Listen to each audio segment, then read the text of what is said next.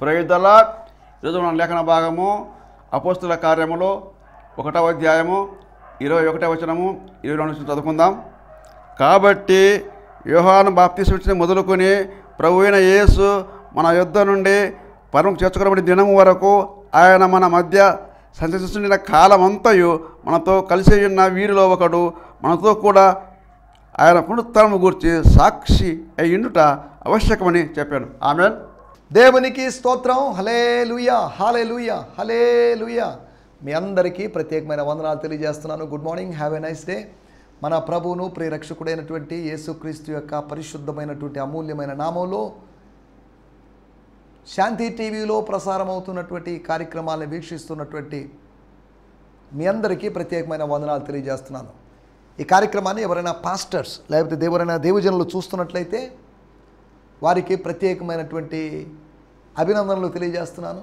మీరు ఈ కార్యక్రమాన్ని చూస్తూ ఈ కార్యక్రమంలో దేవుని మాటల ద్వారా మీరు దీవించబడుతున్నారని నేను భావిస్తున్నాను. దయచేసి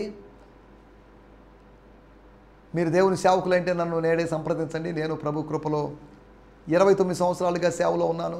సేవకుల యొక్క కష్ట నష్టాలు ఎరిగిన వాడిని, వారి యొక్క ఆర్థిక సమస్యలు, ఆత్మీయ సమస్యలు ఎరిగిన వాడిని. కనుక నా ఫోన్ నంబర్స్ ఇక్కడ ఉన్నాయి, నన్ను మీరు సంప్రదించవచ్చు. ఇండిపెండెంట్గా సేవ చేసేటువంటి నమ్మకస్తులైనటువంటి సేవకుల కొరకు మా సహవాసం గిడియోన్ ఫెలోషిప్ ఇంటర్నేషనల్ అనేటువంటి సహవాసం ఎదురు చూస్తుంది. వారిని తీసుకొని వారితో కలిసి పనిచేయడం కొరకు వారి ద్వారా మరికొంతమందిని కొత్త ప్రదేశాలు రీచ్ కావాలనే ఆలోచనలో ఉన్నాను. గిడియోన్ ఫెలోషిప్ ఇంటర్నేషనల్ అనేటువంటి సహవాసంలో సుమారు 135 మంది సేవకులు ఉన్నారు.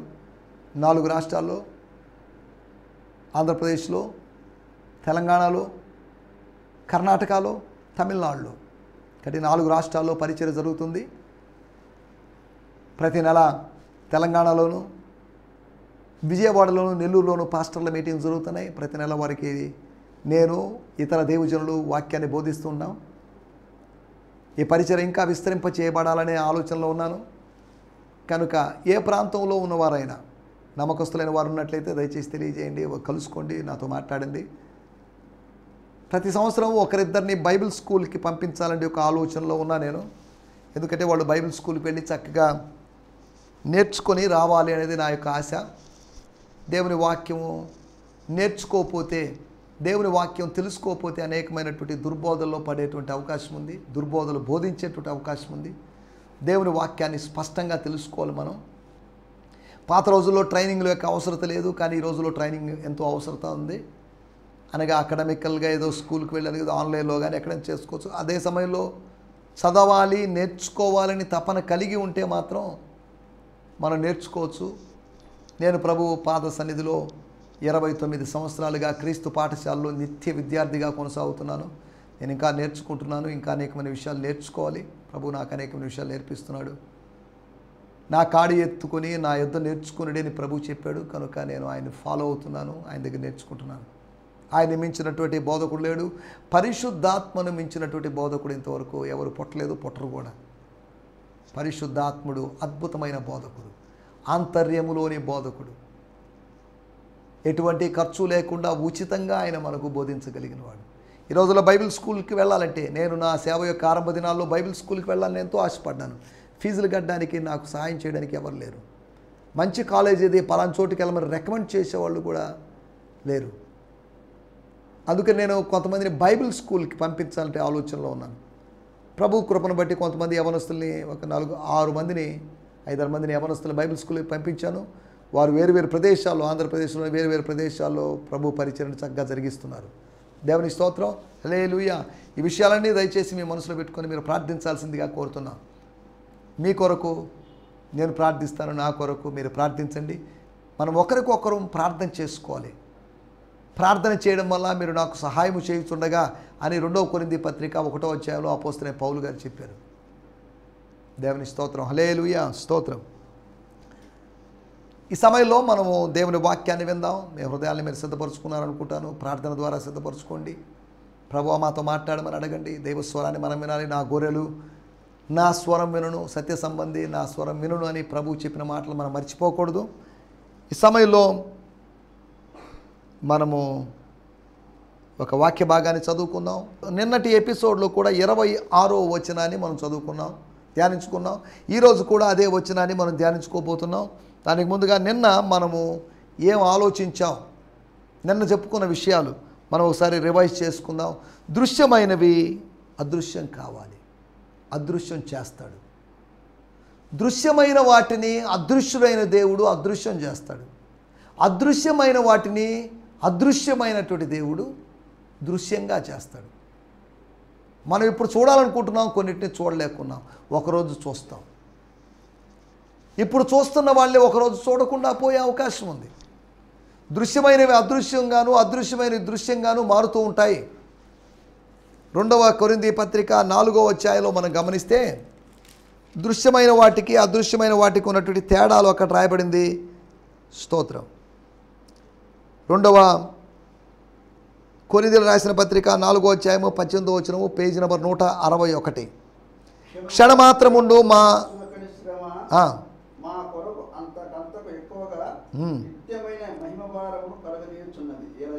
ఏలయనగా, ఎందుకంటే దృశ్యమైనవి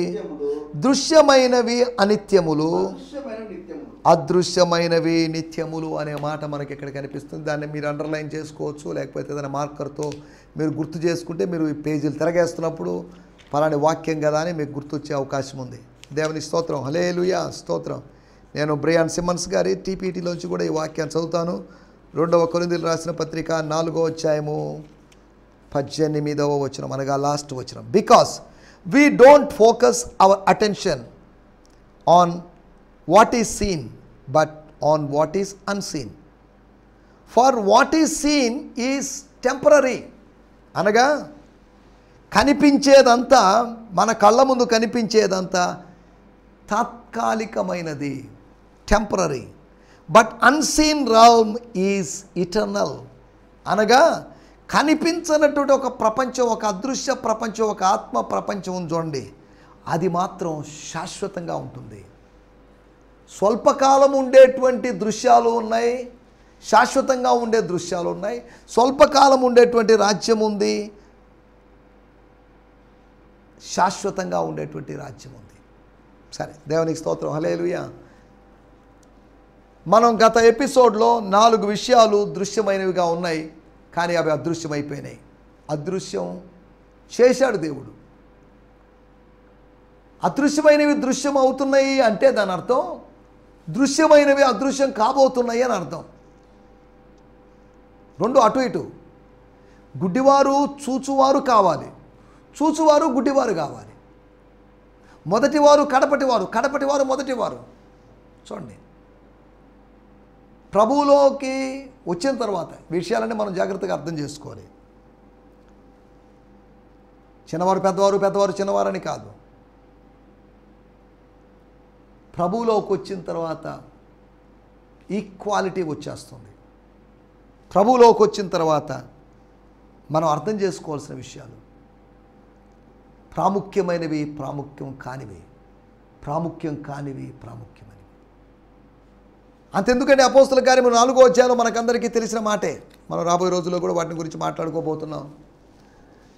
మీరు నిషేధించినటువంటి రాయి, మీరు రిజెక్ట్ చేసినటువంటి స్టోన్, అది తలకు మూలరాయి అయింది, మూలరాయి అయింది. You rejected the stone, it become a corner stone, chief corner stone. అనగా మనం వద్దనుకున్నోళ్ళే మనకు అవసరానికి వచ్చేస్తారు. వ్యర్థులు అనుకునే వాళ్ళే ప్రయోజకులుగా మారుతారు. ఒకప్పుడు మనము నిష్ప్రయోజకులం, ఇప్పుడు ప్రయోజకులం. ఒకప్పుడు ఒనేసిము నిష్ప్రయోజకుడు, తర్వాత ప్రయోజకుడే. నిష్ప్రయోజకులు ప్రయోజకులు అవుతున్నారు, ప్రయోజకులు నిష్ప్రయోజకులు అవుతున్నారు. స్తోత్రం, హల్లెలూయా. కాబట్టి దృశ్యమైనవి అదృశ్యం కావాలి, అదృశ్యమైనవి దృశ్యం కావాలి. భౌతికమైన రాజ్యం అదృశ్యమైపోయిందని, రెండవదిగా భౌతికమైనటువంటి యేసు, అనగా నరావతారి అయినటువంటి యేసు, భూమి మీదకు వచ్చి తిరిగి వెళ్ళిపోయినటువంటి యేసు, మట్టి శరీరములో నివసించినటువంటి యేసు, మనలాగా రక్తమాంసములు కలిగిన వాడైనటువంటి యేసు. స్తోత్రం, స్తోత్రం, హల్లెలూయా. ఆయన కాకుండా మహిమపరచబడిన యేసుగా మనం ఆయన్ని చూడాలని, శరీరరీతిగా మేము ఇక మీదట ఆయన్ని చూడమని పౌలు చెప్పినట్టు మాటలు మనం ఆలోచించాం. స్తోత్రం. తర్వాత భౌతికమైన శిష్యుడు దేవుడు రీప్లేస్ చేశాడు. యూదా ఇస్కరియోతు స్థానంలో వేరొక శిష్యుడు వచ్చాడు. ఒక రాజు స్థానంలో వేరొక రాజు, ఒక ప్రవక్త స్థానంలో వేరొక ప్రవక్త, ఒక పాస్టర్ స్థానంలో మరొక పాస్టర్, ఒక పెద్ద స్థానంలో, ఇవన్నీ కామన్. నా స్థానంలో వేరొకరు, వేరొకరి స్థానంలో నేను. మీరు కష్టపడలేదు, మీరు ప్రయాసపడలేదు, కానీ వారి కష్టఫలములో మీరు ప్రవేశించుచున్నారు. ఇశ్రాయేలు ప్రజలు విత్తలేదు, ఇశ్రాయేలు ప్రజలు కట్టలేదు, విత్తనటువంటి పంటను వాళ్ళు కోసుకున్నారు. అంతేకాకుండా వాళ్ళు కట్టలేదు, కట్టనటువంటి ఇళ్లలో వాళ్ళు నివసించారు. దేవుని స్తోత్రం. మన కోసం ఎవరో ఒకరు ఏదో ఒకటి సిద్ధపరుస్తారు, ఎవరో ఒకరు ఏదో ఒకటి సిద్ధపరిచేటట్టు దేవుడు చేస్తాడు. దేవుని స్తోత్రం. హల్లెలూయా. నీ కొరకు నా కొరకు దేవుడు సిద్ధపరుస్తాడు. God will prepare things for us. స్తోత్రం. భౌతికమైన శిష్యుడు పోతాడు. ఈ రోజుల్లో కొంతమంది మన దగ్గర ఉన్నవాళ్ళు వెళ్ళిపోవచ్చు. ఒక సంఘ కాపరి దగ్గర ఉంటే కొంతమంది వెళ్ళిపోయారు. శ్రేష్టమైన వాళ్ళు దేవుడు పంపించాడు. చాలామంది వెళ్ళిపోతున్నారు, భౌతికమైన కారణాలు బట్టి వెళ్ళిపోతున్నారు. వాడు తిరిగి వస్తారా లేదని తర్వాత సంగతి. తర్వాత నన్ను విడిచి, మా స్థానిక సహవాసాన్ని విడిచి కొంతమంది వెళ్ళిపోయారు. వాడు తిరిగి వస్తారో లేదో మరి నాకు తెలియదు. ప్రార్థన చేస్తున్నాం, వాడు తిరిగి రావాలని, తప్పిపోయిన కుమారుడు తిరిగి వచ్చినట్లుగా రావాలనేది నా యొక్క కోరిక. వ్యక్తిగతమైన వివాదాలు ఉంటే ఉండొచ్చు, అవి వాటిని పరిష్కరించవచ్చు. రండి మన వివాదాలు తీర్చుకుందామని యేసు ప్రభు చెప్పినటువంటి మాటను మనం మర్చిపోకూడదు. తన ప్రజలను ఆయన పిలిచాడు. దేవుని స్తోత్రం. హల్లెలూయా. తర్వాత భౌతికమైనటువంటి విధానం పోయి, ఫిజికల్ వేస్ పోయి, ఫిజికల్ మెథడ్స్ పోయి, ఫిజికల్ ఆర్ కార్నల్ మెథడాలజీ పోయి ఒక స్పిరిచువల్ మెథడాలజీ రావాలని మనం నిన్నటి దినం మాట్లాడుకున్నాం. మన సమయం కొద్దిగా ఉంది కనుక కొన్ని విషయాలు మనం ధ్యానించుకోవాలి కనుక ముందుకెళ్దాం.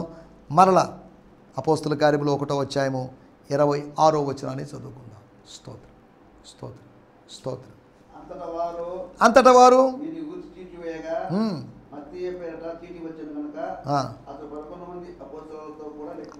అంతటా వారు అనగా ప్రార్థించి పేతురు చెప్పిన ప్రసంగాన్ని అర్థం చేసుకొని మరలా ప్రార్థించి నిలబెట్టిన వారిలో ఎవరా అని కన్ఫర్మ్ కావాలనే ఉద్దేశంతో ప్రార్థించి చీట్లు వేయాలనే ఆలోచన ఎవరు ఇచ్చారో మరి తెలియదు. చీట్లు వేయగా మత్తీయ పేరు మీద చీటు వచ్చిన వెంటనే దేవుని స్తోత్రం. Praise Lord. Hallelujah. Brother Mathias, you are appointed as an apostle. Praise God. Hallelujah. Congratulations అని లేదా సన్మానాలు సత్కార్యాలు జరిగాయని నేను అనుకోవడం లేదు. అతడు 11 మంది అపోస్తులులతో కూడా లెక్కింపబడెను. అతడు లెక్కించబడ్డాడు. ఈ వాక్యాన్ని ఆధారంగా చేసుకొని 5 విషయాలు నేను మీకు జ్ఞాపకం చేస్తున్నాను. ఈ అధ్యాయం మొత్తంలో శిష్యుల యొక్క కొన్ని సంగతుల గురించి మనం ఆలోచిస్తున్నాం. 1వ అధ్యాయము 1వ వచనము శిష్యులతో ఆరంభించబడింది, అపోస్తులతో ఆరంభించబడింది. అపోస్తులకు పరిశుద్ధాత్మ ద్వారా అనుంది. అపోస్తులతో ఆరంభమై అపోస్తులతో ముగిసిపోయింది అధ్యాయం. అపోస్తులతో ఆరంభమై అపోస్తులతో ముగిసినటువంటి అధ్యాయం ఇది. దేవుని స్తోత్రం. హల్లెలూయా. కానీ 2వ అధ్యాయం అపోస్తులతో ఆరంభమై ఉండొచ్చు, కానీ విశ్వాసులతో ముగించబడింది, చేర్చబడుతున్న వారితో ముగించబడింది. దేవుని స్తోత్రం. హల్లెలూయా. ఏర్పరచబడినటువంటి అపోస్తులనితో ఆరంభమైనటువంటి అపోస్తుల కార్యములు 28వ అధ్యాయం 31వ వచనములో ఏర్పరచబడినటువంటి అపోస్తుల యొక్క పరిచర్యతో ముగించబడింది.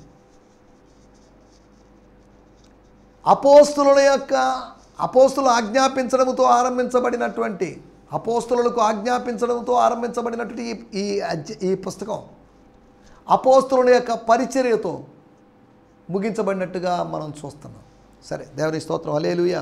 ఇక్కడ రాయబడిన మాటలు, నా టైటిల్ శిష్యుల యొక్క సంగతులు. గత దినాల్లో యేసును గూర్చిన సంగతులని లేదా పరిశుద్ధాత్మ కార్యాలు, పరిశుద్ధాత్మ సంగతులని, చివరి సంగతులని మనం ఇలా ఆలోచించాం. ఇప్పుడు మనం ఆలోచిస్తుంది శిష్యుల యొక్క సంగతులు, ద థింగ్స్ ఆఫ్ డిసైపుల్స్. యేసు ప్రభు యొక్క శిష్యులు 70 మందిలో ఆగిపోయినటువంటి 58 మంది, మిగిలినటువంటి 12 మంది. మరలా వాళ్ళు తిరిగి వచ్చారో లేదో మరి తెలియదు. వచ్చినట్లేదు, కొత్త వాళ్ళు వచ్చినట్టున్నారు. అందుకే 120 మంది అయ్యారు. స్తోత్రం. 70 మంది అనుకుంటే ఇప్పుడు ఎక్స్ట్రా 50 మంది అయ్యారు. 120 మంది అన్న చోట ఈ 12 మంది మిగిలిన 112 మంది ఎక్స్ట్రా యాడ్ అయ్యారు. 58 మంది డ్రాప్ అయిపోయారు. 108 మంది ఎక్స్ట్రా యాడ్ అయ్యారు. దేవుని స్తోత్రం. ఆ కాలమందు ఇంచుమించు 120 మంది సహోదరులు కూడి ఉండగా వాళ్ళు ఉద్దేశించి సహోదరులారా అని, అపోస్తుల్లారా అని పిలవలేదు. పేతురు తన పత్రికలో 5వ అధ్యాయంలో, మొదటి పేతురు పత్రిక 5వ అధ్యాయంలో మీ తోటి పెద్దని అని చెప్పాడు. వీళ్ళు అపోస్తులు చెప్తున్నారు, నా తోటి సహోదరులారా, my dear brothers, my co brothers. దేవుని స్తోత్రం, హల్లెలూయా, స్తోత్రం. ఇక్కడ మనం 5 విషయాలు శిష్యుల సంగతుల గురించి ఆలోచిస్తాం. మొట్టమొదటి మాట 1వ అధ్యాయము 3వ వచనం 1:3. ఆయన శ్రమ పడిన తర్వాత 40 దినముల వరకు వారికి అనగా శిష్యులకు దేవుని రాజ్య విషయముల గురించి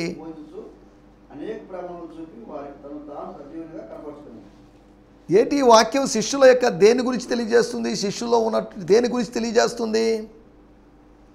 ఈ మాట చెప్పినప్పుడు మీకు కొద్దిగా అర్థం కావడానికి యోహాను సువార్త 20వ అధ్యాయంలోకి వచ్చేస్తాను.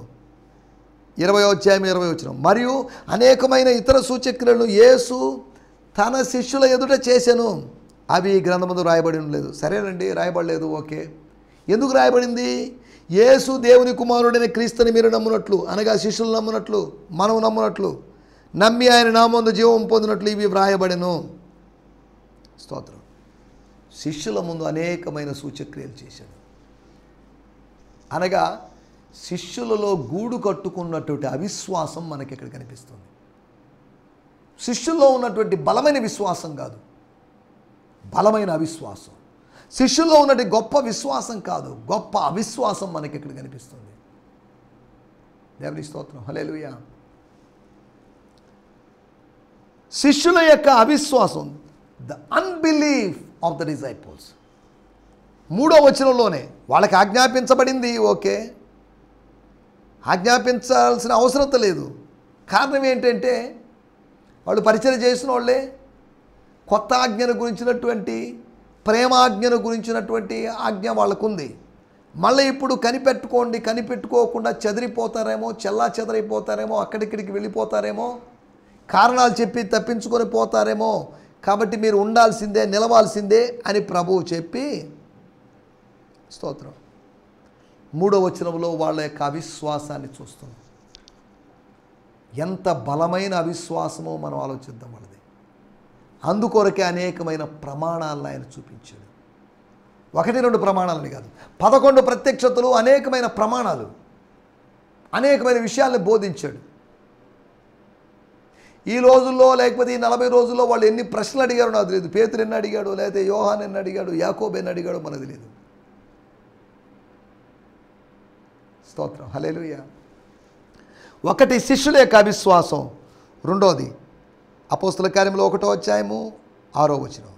కాబట్టి వారు కూడి వచ్చినప్పుడు ప్రభువా ఈ కాలమందు ఇశ్రాయేలునకు రాజ్యము మరలా అనుగ్రహించుదవా అని అడగగా ఎస్ ఆయన కాలమును సమయమును తండ్రి తన సదనంచుకొని ఉన్నాడు. వారు కూడి వచ్చినప్పుడు వాళ్ళు గ్యాదర్ అయ్యారు, మీటింగ్ కోసం వచ్చారు. ఏం జరిగింది? అప్పుడు వాళ్ళు అడిగినట్టు క్వశ్చన్, వాళ్ళలో ఒకరు అడిగిన క్వశ్చన్ కాదు, వాళ్ళందరి తరపున ఒకరో లేకపోతే అందరూ కలిసి అడిగారో మరి తెలియదు.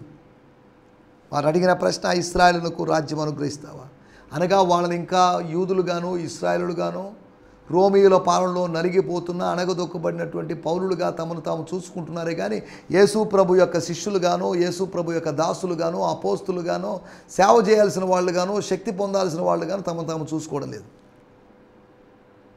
స్తోత్రం. రెండో విషయము వారి యొక్క క్యూరియాసిటీ, వారి యొక్క కుతూహలం, వారి యొక్క అత్యుత్సాహం, వారి యొక్క ఎక్సైట్మెంట్. ఇది తెలుసుకోవాలండి. లాస్ట్ క్వశ్చన్, ఇదేమన్నా తేలిపోవాలి ఈరోజండి అని అన్నట్టుగా వాళ్ళ అత్యుత్సాహం, స్తోత్రం, ఓవర్ ఎక్సైట్మెంట్, ఓవర్ కాన్ఫిడెన్స్. ఏదైనా అనుగ్రహించబడుతుంది, అనుగ్రహించబడకుండా పోతుందా? మాదేమైనా బలమైన జనమే కదా, తక్కువ మంది కావచ్చు, పాపులేషన్ తక్కువ కావచ్చు, అయినా బలమైన జనమే కదా అన్నట్టుగా ఉంది వాళ్ళ విధానం. రెండోది వారి యొక్క కుతూహలము లేకపోతే అత్యుత్సాహం. మూడో విషయం అపోస్తల కార్యములో 1వ అధ్యాయము 11వ వచనం. గలిలయ మనుషులారా, మీరెందుకు నిలిచి ఆకాశం వైపు చూస్తున్నారు? మీ ఎదురు నుండి చాలండి, ఇదొక ప్రశ్న. 6వ వచనములోని ప్రశ్నకు యేసు ప్రభు సమాధానం ఇచ్చాడు, శిష్యుల ప్రశ్నకు ప్రభు సమాధానం ఇచ్చాడు. కానీ 11వ వచనములో ప్రశ్నకు సమాధానం ఏది? సమాధానం ఎక్కడుంది? అక్కడ కూడుకున్న 11 మందిలో ఒక్కడు కూడా సమాధానం ఇవ్వలేదే. మీరెందుకు నిలిచి ఆకాశం వైపు చూస్తున్నారు? సారీ అండి, మేము చూడదలుచుకోలేదు, మా ప్రభు పోతున్నాడు కాబట్టి చూస్తున్నాం కదా, చూస్తే తప్పేంటి, అసలు మీరెవరు, మేము చూస్తే నీకెందుకు, మేము చూడకపోతే నీకెందుకండి అసలు ఏంటి అని అడిగిన వాళ్ళు కాదు. వాళ్ళు అడిగి మీరెందుకు చూస్తున్నారు? ఆ ఇద్దరు మనుషుల యొక్క ఎందుకు అనే దానికి వీళ్ళ దగ్గర సమాధానం లేదు. వై అనే దానికి ఆన్సర్ లేదు. ఎందుకంటే అని ఎవరు చెప్పే అవకాశం లేదు. ఒక రాంగ్ ఆన్సర్ కూడా ఇవ్వలేకపోయారు. మౌనం కన్నా రాంగ్ ఆన్సర్ బెటర్ నేను అన్ను, మౌనం కన్నా తప్పు జవాబు కరెక్ట్ అని నేను అన్ను, సమంజసం అని నేను అన్ను. ప్రశ్నకు సరైన జవాబు ఉండాలి, కానీ జవాబు లేనటువంటి ఒక ప్రశ్న మనకి ఇక్కడ కనిపిస్తుంది. సింపుల్ ప్రశ్నే, ఎందుకు చూస్తున్నారు? ఏమో, చూడాల్సిన అవసరం లేదండి. దేవుని స్తోత్రం, హల్లెలూయా. మూడో విషయం శిష్యుల యొక్క మౌనం. ఒకటి శిష్యుల యొక్క అవిశ్వాసం, రెండోది శిష్యుల యొక్క కుతూహలం లేకపోతే అత్యుత్సాహం, దేర్ ఎంథ్యూసియాజం. మూడోది వాళ్ళ యొక్క మౌనం. నాలుగో విషయాన్ని నేను మీకు జ్ఞాపకం చేస్తాను. అపోస్తుల కార్యములు 1వ అధ్యాయము 14వ వచనం.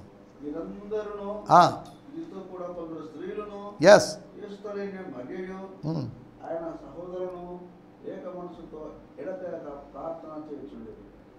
వాళ్ళ యొక్క ఫెలోషిప్ చూడండి, సహవాసం. కొంతమంది స్త్రీలు పురుషులు అందరూ కలిసి సహవసించారు. అనగా యేసును బట్టి స్త్రీ పురుష తారతమ్యం లేకుండా అందరూ కలిసి సహవాసంగానే ఉన్నారు. సాధారణంగా స్త్రీ పురుషులు అందరూ కలిసి ఉండరు. స్త్రీ తక్కువదని, సెకండ్ క్లాస్ సిటిజన్ అన్నట్టుగా, లో క్యాస్ట్ అన్నట్టుగా వాళ్ళు భావిస్తున్నారు. వాళ్ళందరూ కలిసి ఉన్నారు. వాళ్ళ యొక్క సహవాసం, దేర్ ఫెలోషిప్, వారి యొక్క ఆత్మీయ సహవాసం, వారి యొక్క అవిశ్వాసం, వారి యొక్క అత్యుత్సాహం, వారి యొక్క మౌనం. లేకపోతే మౌనం అంటే అవాక్కైపోవడం, వాక్కు లేని వారుగా మారడం, అవాక్కైపోయినటువంటి స్థితి, నిర్గాంతపోయిన స్థితి. అవును, ఏం చెప్పాలి దీనికి, ఏం చెప్తే ఏం సమస్య అవుతుందో ఏంటో మరి. అవాక్కైపోవడం. నాలుగో విషయము వారి యొక్క ఆత్మీయ సహవాసం. ఐదో విషయాన్ని నేను చెప్పి ముగిస్తాను. 1వ అధ్యాయము 26వ వచనం. వారు వీరిని గురించి మూలవాక్యం కనుక చదవాల్సిన అవసరం లేదు. చీట్లు వేసినప్పుడు మత్తయి పేరట చీటీ వచ్చింది. చివరి విషయం, ఐదో విషయం, వారి యొక్క ఆచారం, దేర్ ట్రెడిషన్. యూదులలో చీట్లు వేసేటువంటి సాంప్రదాయం ఉంది. మనం గత ఎపిసోడ్లో కూడా మాట్లాడుకున్న యోనాకు సంబంధించినటువంటి విషయంలో 1వ అధ్యాయంలో చీట్లు వేశారు. 7వ వచనంలో చీటు యోనా పేరు మీద వచ్చింది. రైట్ పర్సన్ మీద వచ్చింది కాబట్టి ప్రాబ్లం లేదు. ఒకవేళ రాంగ్ పర్సన్ మీద వచ్చింది ఏంటి పరిస్థితి? రాంగ్ పర్సన్ని ఆ సముద్రంలో తోసివేయాల్సిన పరిస్థితి వచ్చిండేదిగా, లేదా అతన్ని శిక్షించాల్సిన పరిస్థితి వచ్చిండేదిగా. చీట్లు వేసేటువంటి పరిస్థితి కరెక్ట్ అని నేను అనలేదు. దేవుని స్తోత్రం. ఐదవది వారి యొక్క ఆచారం. వారి యొక్క ఆచారాలు ఎలా ఉన్నాయి? ఈ రోజులో మన ఆచారాలు, శిష్యుల మధ్యలో అపోస్తుల మధ్యలో అనేకమైన ఆచారాలు ఉన్నాయి, అన్ని ఆచారాలు ఉన్నాయి. స్తోత్రం. మనం ఎలాంటి పరిస్థితులు, ఎలాంటి శిష్యులుగా ఉన్నాం? శిష్యుల యొక్క సంగతులు 5 సంగతులు మనం ఆలోచించాం. 5లో అయితే 6 అనే వేసుకోండి. మొదటి వచనంలో తీసుకుంటే వాళ్ళు ఆజ్ఞాపించబడడం, వాళ్ళు పొందినటువంటి ఆజ్ఞ, వాళ్ళకి అనుగ్రహించబడిన ఆజ్ఞ అనుకోవచ్చు. 6 విషయాలు లేదా 5 విషయాలు. శిష్యుల యొక్క సంగతులు, మొట్టమొదటి వాళ్ళ యొక్క అవిశ్వాసం అని, రెండోది వాళ్ళ యొక్క అత్యుత్సాహమని, కుతూహలమని, క్యూరియాసిటీ అని, జిజ్ఞాస అని, తెలుసుకోవాలని తపనని, వాళ్ళ చొప్పదంటూ ప్రశ్న అని, తర్వాత మూడోది వారు అవాక్కైపోవడం కానీ, అనగా వాక్కు లేని వారుగా మారడమని, నిరుత్తరులుగా మారడమని, నో ఆన్సర్ అన్నట్టుగా ఉండడం, తల దించుకోవడం అన్నట్టుగా ఉండడం, ఏం చెప్పాలని ఆలోచిస్తూ సమయం తీసుకున్నారు కానీ ఆలోచించి చెప్పలేకపోయారు. 4వ విషయం వారి యొక్క ఆత్మీయ సహవాసం. 5వ విషయం వారి యొక్క ఆచారం. శిష్యుల యొక్క 5 సంగతులు మనం ఆలోచించాం. దయచేసి తలలోంచండి, కళ్ళు మూసుకోండి, చిన్న ప్రార్థన చేసుకుందాం. పరిశుద్ధమైన మా దేవా, మీకు వందనాలు. మాకిచ్చినటువంటి మంచి దినము కొరకై, మంచి సహవాసం కొరకై, మంచి ఛానల్ కొరకై, మంచి ప్రోగ్రాం కొరకై, మంచి కుటుంబం కొరకు, మంచి దేశం కొరకు, మాకిచ్చిన మంచి సంఘము కొరకై మీకు వందనం చేస్తున్నాం. స్తోత్రం నాయన. మీరు మాకు వినిపించినటువంటి శిష్యుల సంగతులు, 5 సంగతులు మీరు మాకు తెలియజేశారు. శిష్యుల అనుభవాలు, 5 అనుభవాలు మీరు మాకు గుర్తు చేశారు. అందును బట్టి మీకు వందనం చేస్తున్నాం. శిష్యుల యొక్క అవిశ్వాసం, మాలో అవిశ్వాసం ఉండకూడదని, అంత్యదిన కాలపు శిష్యుల్లో ఉన్నట్టు మాలో అవిశ్వాసం ఉండకూడదని, అంతేకాకుండా వారి యొక్క అత్యుత్సాహాన్ని గురించి మేము ఆలోచించాం. అనవసరమైన ఉత్సాహాన్ని చూపించేవాడుగా, కుతూహలం చూపించేవారుగా, భౌతికమైన సమాచారం మీద ధ్యాస ఉంచేవాళ్ళుగా మేము ఉండకుండా ఉండగలటూ సాయం చేయండి. వారు అవాక్కు అయిపోవడం గురించి, వాక్కు లేని వారిగా మారడం గురించి, అంతేకాకుండా వారు ప్రభువా మీకు వందనాలు చెల్లిస్తున్నాం. వారి యొక్క పరిస్థితులు మేము ఆలోచిస్తున్నాం. వారి యొక్క ఆచారం గురించి, వారి ఆత్మీయ సహవాసం గురించి మేము ఆలోచించాం. ప్రభువా మాకు ఒక ఆత్మీయ సహవాసం, ఆచారాలు లేకుండా ఆత్మీయ సహవాసం ఉంటూ అవాక్కైపోయేవారిగా కాకుండా, అవిశ్వాసం లేని వారిగా మేము ముందుకు సాగుతూ సాయం చేయమని మీరు మాకు వినిపించిన మాటలన్నింటిని బట్టి మీకు వందనం చేస్తూ యేసుక్రీస్తు నామములోనే ప్రార్థించడుగుతున్నాం పరమ తండ్రి. ఆమేన్, ఆమేన్. దేవునికి స్తోత్రం. హల్లెలూయా. మీ అందరికీ వందనాలండి. ప్రభు చిత్తమైతే రేపు ఉదయకాలం ఇదే సమయం ఇదే ఛానల్లో కలుసుకుందాం. అప్పటి వరకు దేవుని కృప మనకు తోడే నడిపించును గాక. ఈ సందేశము మీకు ఆశీర్వాదకరంగా ఉందని నమ్ముచున్నాము. ప్రార్థనా అవసరతల కొరకు మమ్మల్ని సంప్రదించవలసిన మా చిరునామా గిద్యోన్ మిషన్ చర్చ్, 6వ వీధి, శాంతినగర్, నెల్లూరు 4, ఆంధ్రప్రదేశ్. పిన్ 524004. మా ఫోన్ నంబర్లు 7036443613 మరి ఒక నంబర్ 9392293010. మా ఈమెయిల్ ఐడి gfihmi2015@gmail.com. దేవుడు మిమ్మును ఆశీర్వదించునుగాక. ఆమేన్.